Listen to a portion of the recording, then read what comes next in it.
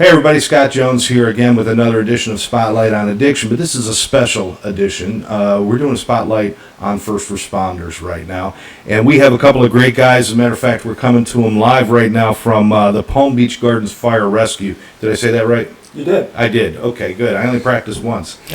It works sometimes. These are great. We got Keith Bryer, who is the fire chief. You're an actual fire chief. I am. That's cool. That's like what kids want to be when they grow up, right?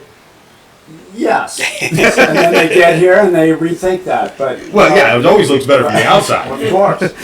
And then we have Jeff Green, and you are the Union District Vice President. Yes. Okay, not so much what kids want to be when they grow up, but you still ended up there anyway. Yes. My true story of my lifelong dream was to be a firefighter. Okay. Not a fire chief. I always just want to be on the fire engine. But in that process, communication was big for me, and I didn't feel like we were having it at the time. So I ran for the position to help improve communication on our behalf. So you actually, kind of threw yourself into the ring because you identified problems and you wanted to be of service. Correct.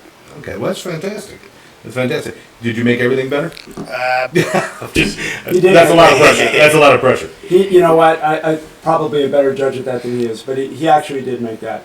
For labor and management to work together, especially in issues of health and wellness, there's a common goal, but a lot of times that goal gets very skewed because of positions. Jeff's done a good job of bringing those things forward, and we've worked together, I think, and it's really improved or benefited the members of the department as well as the public. So he's done a really good job. So now you're talking about the relationship. Tell me more about what kind of problems are there in having those relationships. Well, I think for the purposes of today, a lot of times what we'll see is, and we've talked about this, we have issues with personnel that might have substance use issues, alcohol. And although we both, human capital in the fire department is our most, our personnel is our most important asset. And making sure, we see a lot of things that the general public don't see. And yet we see them over and over and over again. So we know in the fire service that this leads to, at times, substance abuse and alcohol abuse issues, and that's when we get involved in that. Later on down the road, we'll see somebody that has an issue or problem, and we have to work together, whether or not somebody came to work impaired or whether or not they've had excessive absences and now there's discipline. It's important for labor and management to be able to work together in order to benefit the employee. And it's not that easy to do at times. At times there is a point where we both have the responsibility not only to the individual but to other members and to the public. So being able to work together and have some common ground, and we don't always agree, but being able to work together and for the benefit of the department, but the individual that's having the problem at the time is huge. And for the most part, we've been able to do that. I could assume without that kind of communication between labor and management, and or basically, if you don't understand what that means, because not everybody out there understands it, it's just basically the relationship between the administration and the employee is basically what we're talking about in a basic sense of everyday life. But people can slip through the cracks when that's fractured, right? I mean, is that something that you saw? My personal feeling is yes, we've had some members that have either gotten into trouble or retired and fell through the cracks because I don't feel there was that communication. My personal feeling is when we didn't have that communication, there's always the shift talk, and Chief knows what I mean by that is, the question is always, why is the administration doing that, or why are they doing this? And my goal was to try to bridge that gap and communicate on why things are being done a certain way, but also for our members to take responsibility. One case individual, I'm not going to say names, I do feel like we let the individual down because we weren't stepping up and holding that person accountable. Someone made a statement to me a couple years ago, and it really stuck. We help people, we protect people, right? That's our mentality. So if you have a member in trouble, you think you're helping them by protecting their job. Right. But what you don't know is what's going on at home. What are you protecting? You're protecting the position. but are you protecting their family? So if you're really your brother's keeper, if you're really going to watch out for your people, you need to take that whole family into consideration. How are they treating their spouse? How are they treating their kids? Are they there? Are they present? Are they absent? Are they putting other people's lives in danger? I live in the city. My kids are old enough to where they go out of the house and I won't see them for 4 hours. Now, because of technology, I can track them on their phone. But Yeah, they I love can't keep that, an eye right? on them. So I got to be concerned about the people that are out there. Right. So I'm from the heart, and I took that to heart because the guy got hired shortly after me. So for him to fall through the cracks, I blame us. I blame us for that. And, you know, with this process, we developed a peer support team. We didn't develop it. The union has a peer support team, peer support program. Chief in the department was kind enough to put me and another member through it. And we've created a peer support team for our department. And the goal for that is to be able to reach out to people and get them way before they get to that point where they're falling through the cracks. You know, with this stuff, both Keith and Jeff, you guys, the stuff you're talking about, we can go on for a long time because I got so many questions now going through my head. It's great, but let's start with let's go back a few years. The awareness of what we're talking about here today with addiction, PTSD, stress, communication. These weren't issues that people were even talking about, and it wasn't that long ago. This is fairly new territory, isn't it? Yeah, I would say, you know, I'll next month I'll be on the job 31 years. This wasn't talked about early in my career. I would say over the last maybe 10 years, it's really picked up. And quite frankly, the fire service did a poor job at getting that information out there.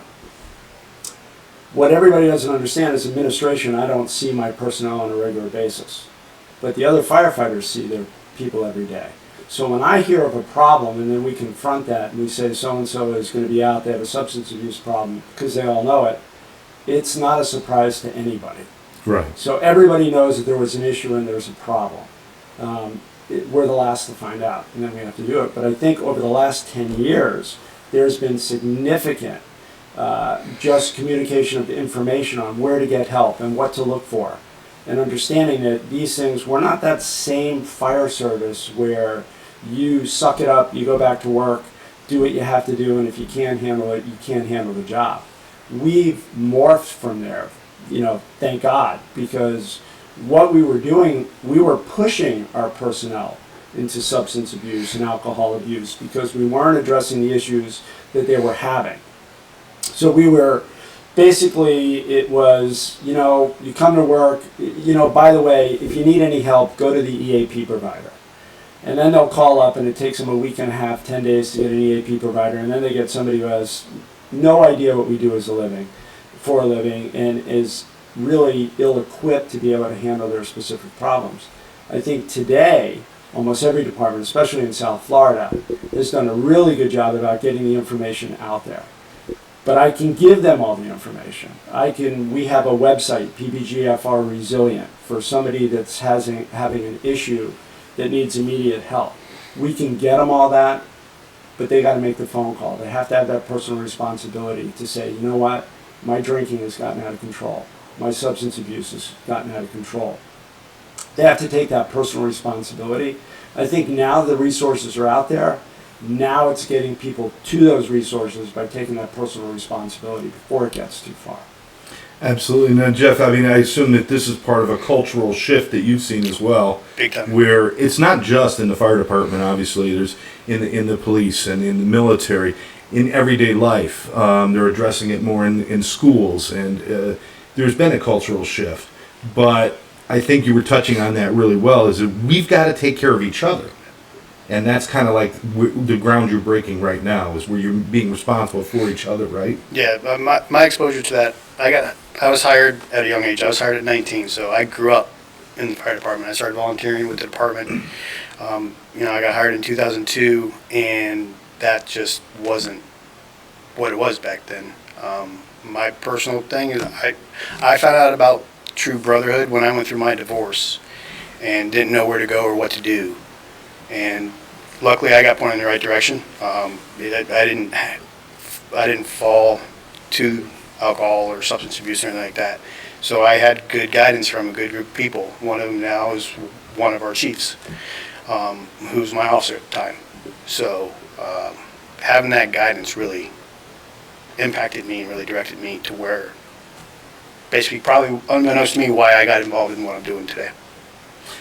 Now, you had mentioned something before, and one of the things that I found working in the addiction field is that usually when somebody reaches that point of having some sort of destructive behavior come forth or some critical incident, there's generally, it could be anywhere from 6 to 8 to 12 people who at any point could have said something or intervened or should have seen it or maybe did see it but protected them.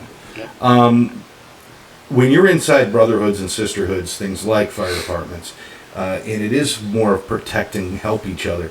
I mean, that's really a big battle now for you to fight where you can't protect them by keeping the secret. That's the cultural shift. And I'll challenge that question. Are you really protecting them? Right. But it's changing that mindset. Yes. And realizing that when they end up on the job and somebody gets hurt because of their addiction or trauma that they're suffering or whatever, and all these guys sat around saying, yeah, we saw it coming, but we didn't do anything about it. How are you going to change that? I mean, is that like a real effort that you're putting in right now to try to change that thinking? I know it's a lot, but I would say it's a team effort between the union, our administration, but then also our company officers, of holding your people accountable. If they come to work not prepared, then you can't have them there, because we have to be our best on somebody's worst day. And if you come up not there, it's them, it's me, it's the person next to me, the person behind them. That's who you're affecting. Yeah, you're going to affect yourself, but it's not just you. You're affecting everybody in that circle that you come in contact with. And that's, to me, that's the part where I take it personal. You better show up ready to work, because if you can't, we'll address it. You don't make the phone call, I'll make it for you. Either way, you're going. And to me, that's the mentality that should be out there. absolutely. I mean, what do you think about it, guys? I mean, this is your break room. The station is the break room. The job is on the streets with your community, and you got to be answerable to them. I mean, yes, you're the hero. I mean, I know you guys don't like the word thrown around too much like that, but you are. But you got to take care of yourselves too. You know. And I think Jeff kind of hit on it, that for somebody on the labor side, the crew side, administration is something that you only deal with when there's an issue or a problem.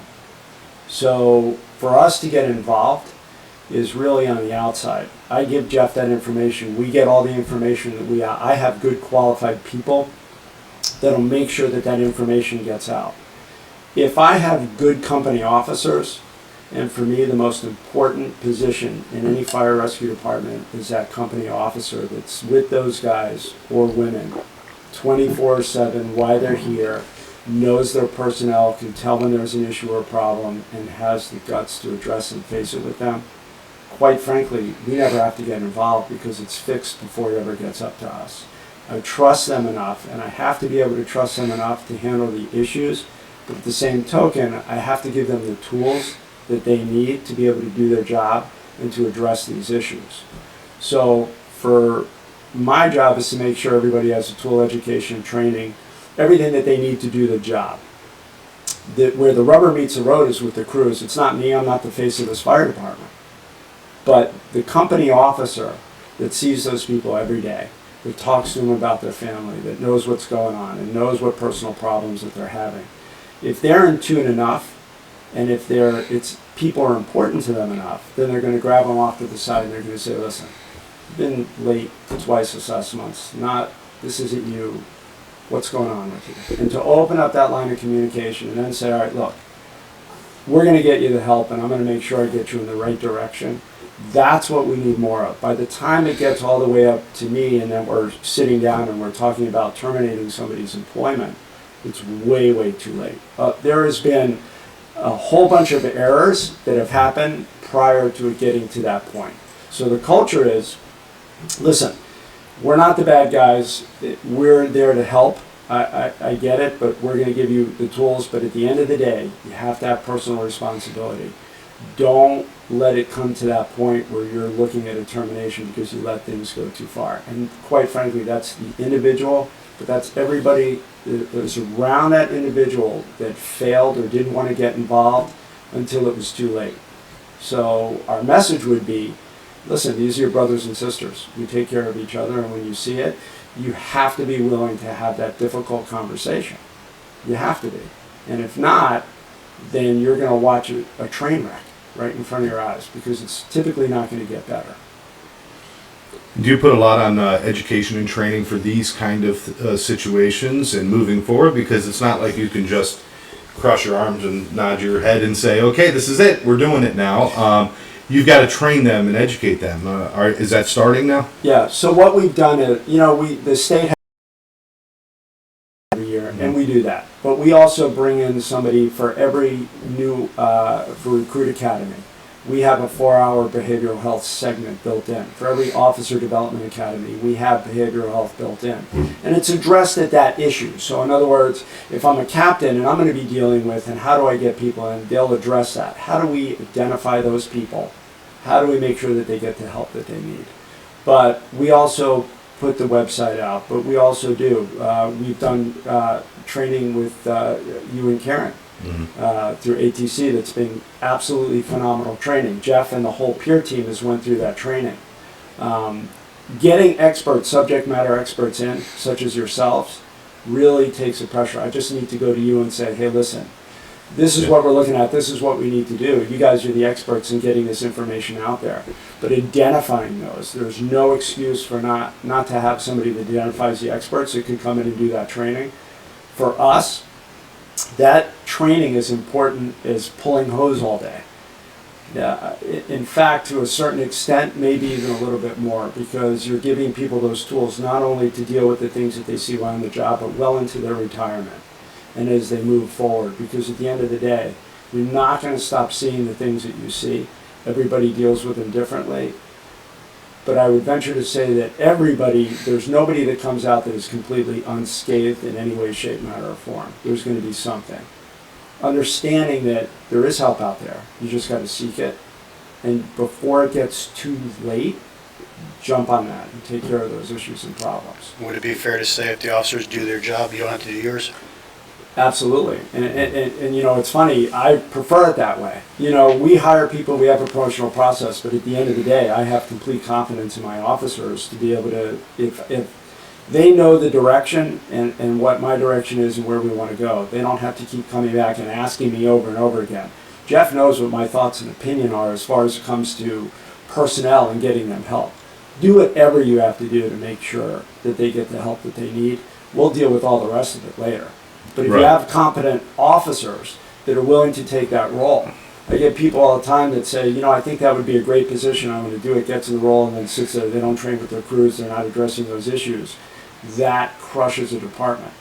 So weeding those people out and getting those people that really want to make a difference and do the job that they were hired to do at that position when they step up into that supervisor position, it's tough. There's a lot of tough decisions that have to be made. Don't take the job. Don't take the promotion unless you're willing to do those. So in the right scenario, you'd want to be, your job is to support their actions. Absolutely. Instead of having to take action because of their inaction. I mean, that's Absolutely. really what we're I talking couldn't have about. said it better myself. Right. I don't really need to get involved in that. If I have captains and officers that are doing it, I trust them to get it taken care of. Come to me when you need me to help facilitate something. Right. You need training, you need money, you need this, come to me. But at the end of the day, I'm going to give it to them because they're down there every day. It would be no different for me than trying to go ahead after 30 years trying to jump on a truck and figure it out and go into a fire. It's not my job anymore. My job is to make sure that they have everything that they need, but it's really the officers and the people in the department to come forward, tell me what you need. I'll get it for you. I just got to know what you need. Jeff, how important is it for people to be approached and helped by their brothers and their sisters within the department, as opposed to outsiders coming in, or even people from, I'm sorry to say, administration coming down? I'd say How important is it for the guy in the seat next to you to be the one to help you? just as important it is for you to be able to communicate with your spouse and your kids at home. This is our second family. We work a third of our lives together with them day in, day out. We see more stuff with each other than you see with your own family. So, it bothers me when we don't have people that can do their job and you see people fall through the cracks. And that's not something that we can afford as a community, as a department, and as humans. I mean, we need to be there for each other. And you guys are in a position where your job is to be there for everybody. You got to be there for each other too. You know, and this extends to the families, doesn't it? I mean, a distracted employee because of an issue with addiction or trauma at home. You guys are there to help that as well. Let's make sure we deal with the extended families, don't we? Absolutely. You know, I have yet to see anybody come forward with a substance or alcohol abuse issue that doesn't have problems at work, doesn't have problems with their family, doesn't have problems with their marriage. It is all intertwined. So you're not just having a substance abuse issue, you are having all the issues that go around with that because it affects every aspect of your life. So having somebody that can identify that at work, somebody that cares enough to pull somebody over and talk to them, and not just a one-time thing. Let's not just check a box. Let me just go, hey, how you doing? It looks like you're having a little hard time. How's everything? And they go, no, everything's good, you know, da-da-da, and leaving it at that. Because you know deep down, that's going to be the standard answer they're going to give you in the beginning.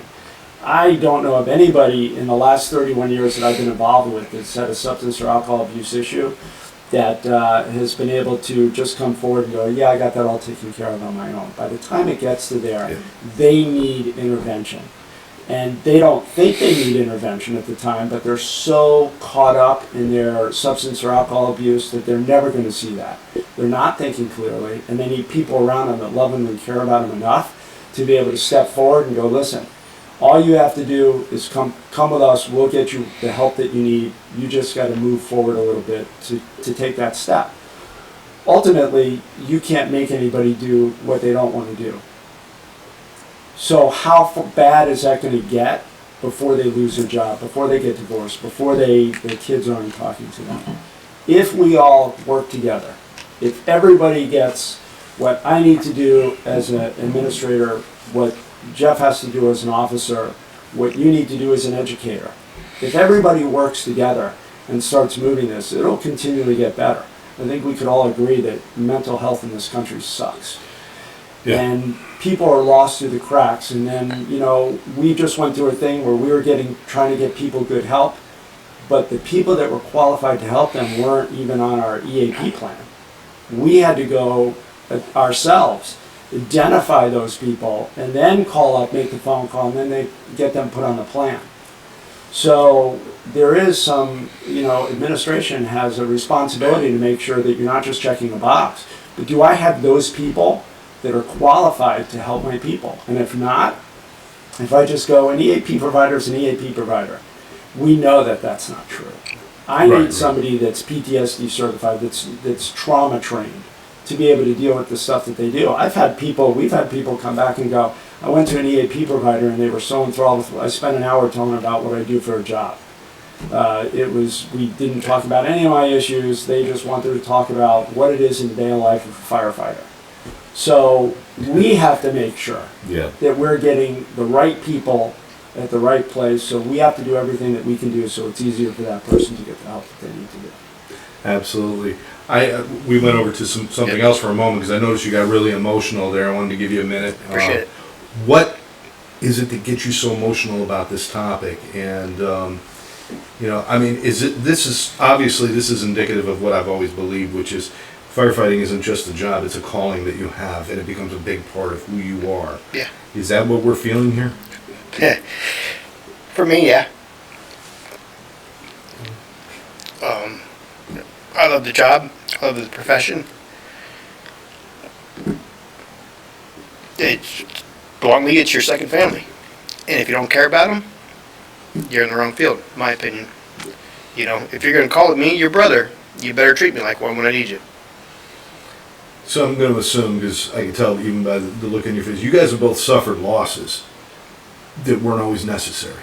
I mean, there are times when some losses are unavoidable. On the job, there's things that happen, but there are some losses that you've suffered. I know I've suffered them in my field where it was unnecessary, and you know, you'd hoped one person had just said one thing or something had happened. Does that motivate you to push forward with this and really put your heart into it? Yeah, because I take my position as an officer and as a union rep, like I do everything to heart. I don't want to fail my people. So I made a comment the other day that I backed away from a few things because when I go, I'm going to give it 100%. And I'm going to be aggravated with myself if I don't, because I feel like I'm failing them. So at the station, at home, in life, you have to be there for your people, your family, your spouse, your kids, your coworkers. If you're not, that's where they fall through the cracks. You can't just let them come in and sleep it off in the back. What you guys are asking for is kind of flies in the face of that, obviously because it was dominated by men for so long, that manly, I'm tough, I'll walk through fire, I'll do this, I'll do that. Part of that cultural change has got to be the change in how we communicate with each other on a basic level. I mean, beyond the administration and the employee or the union or whoever, it's got to be about being able to sit down at a table after a call and say, that really got me. And not have a stigma attached to that. To be able to come in and say, I'm really struggling with something that's happening or something, and not have that be a weakness. That's really, do you agree? Is that something we've got to get to? Absolutely. But what you're seeing is this is what caring looks like. This is what responsibility looks like. Yeah, I didn't plan this. but this is when somebody finds that their job is important, that people are important. And we talk about this all the time, but people are our most important asset. We can't do what we do unless our people are out there. And we understand that the things that they're seeing on a daily basis and over a period of time and what that could do to somebody. There is a responsibility to everybody in the fire service, from the fire chief to the city manager, all the way down to the firefighter, to everybody, to make sure that everybody's able to communicate that. So it's, for me, I know that everybody on Jeff's crew is going to be taken care of because he's going to make sure of it. If I had more officers that take that to heart, that understand that that is part of your responsibility, as a leader, as a supervisor, as somebody that's responsible for people's lives, you have got to take that to heart. And you got to make sure that they're getting the care and the help that they need, and not just kind of checking that box. So, Jeff and I have worked a couple things where we've had terminations of people that have had substance or alcohol abuse issues. And I remember, and he'll remember it very well, I remember after the first one, and it was a long-standing case, and in fact, with that person, I had a conversation when I was the ops chief several years before that, because crews were coming to us saying, listen, we've identified a problem. This individual doesn't want to get help. I actually sat him down and talked to him and completely denied that there was any issue. Only for years later to come back and have a significant off-duty issue happen, and that person wound up losing their job, essentially. And it's difficult for labor, it's difficult for management, but from our perspective is, listen, we had that conversation, people have had that conversation, they've reached out. You have to take personal responsibility. Not that there's anything wrong with a bank teller or a cashier of Publix, but that's not what we do. When we come to work impaired, it's significantly more dangerous than if I'm bagging groceries at Publix. We have to be on our game. We owe it to everybody we work with. And I'm sure there's fire departments all across this country where somebody's showing up impaired and it's up for everybody else. This is not a shock to anybody that does it. But I specifically remember after that termination how hard it hit Jeff to realize that this didn't have to happen. If somebody really would have stepped up to the plate early on, just did their job. And just did their job, what it is, and saw that this is, at the end of the day, it's a human being. It's not a coworker, it's a human being that's suffering.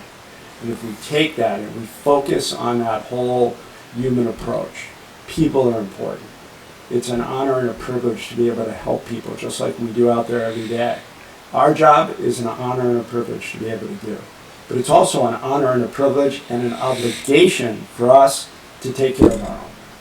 Absolutely. I think you said it really well. This is a higher risk when somebody is suffering, whether it's addiction or some sort of mental health issue, and addiction even going into things like compulsive gambling and really obsessive behaviors. It's a higher risk than, you're right, bagging groceries, because some man, woman, or child at some point is going to have to rely on one of you guys being at your best for one moment, and if you're not, really bad things happen. Absolutely. And so there is a responsibility to all of that. And, again, I want to say it again, I think that part of our education for everybody, not just fire department, but for everybody, has got to be about normalizing these conversations, making it okay to say, I'm not well, I don't feel well, I don't know what to do, or making it okay to say, Bob's not looking too good, maybe we better go talk to him. We've got to normalize these things. We've got to take the stigma away.